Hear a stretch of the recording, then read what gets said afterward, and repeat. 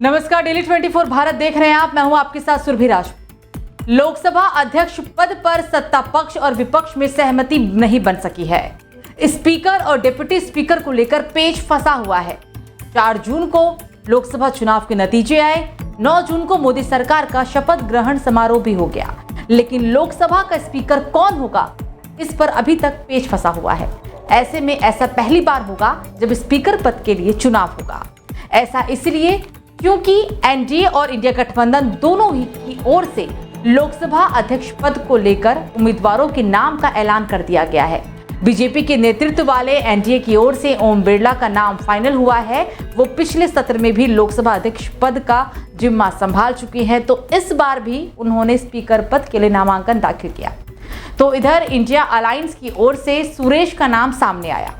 के सुरेश ने भी स्पीकर पोस्ट के लिए विपक्ष की ओर से नामांकन कर दिया है और अब बुधवार सुबह 11 बजे यानी कि कल लोकसभा अध्यक्ष पद के लिए वोटिंग होगी और इसी के बाद फैसला होगा कि अगला लोकसभा अध्यक्ष कौन बनेगा।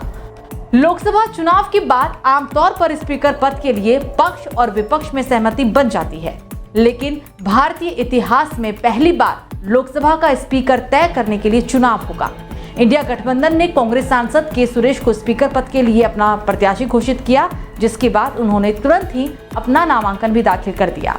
तो दूसरी ओर बीजेपी सांसद ओम बिरला ने भी एनडीए की ओर से स्पीकर चुनाव के लिए अपना नामांकन दाखिल किया।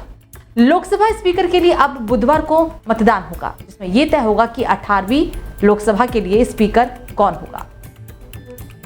बता दें कि कांग्रेस नेता के सुरेश ने दावा किया था कि रक्षा मंत्री राजनाथ सिंह ने कांग्रेस अध्यक्ष को लेकर फोन करके अपने स्पीकर प्रत्याशी के लिए समर्थन मांगा था, जिस पर खड़गे ने डिप्टी स्पीकर अपने खेमे से रखने की मांग भी की थी।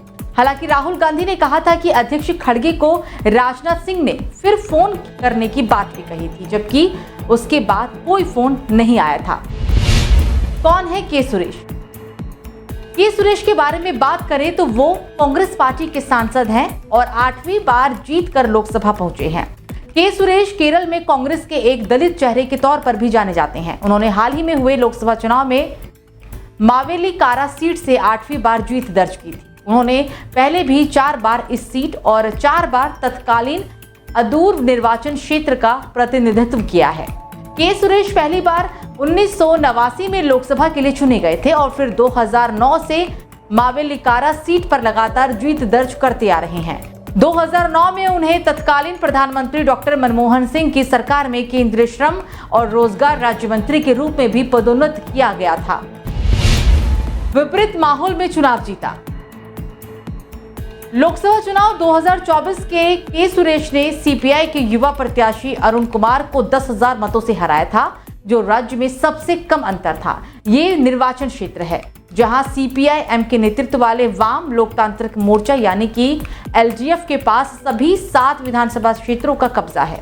बता दें कि पहले विपक्षी दलों ने सबसे अनुभवी सांसद के तौर पर के सुरेश को 18वीं लोकसभा के प्रोटेम स्पीकर ना बनाने को लेकर विरोध जताया था और अब सबसे अनुभवी होने के नाते ही विपक्षी दलों ने लोकसभा स्पीकर के चुनाव के लिए के सुरेश के नाम पर सहमति बना दी है और अब के सुरेश ने नामांकन भी दाखिल कर दिया है। बहरहाल अब स्पीकर कौन होगा?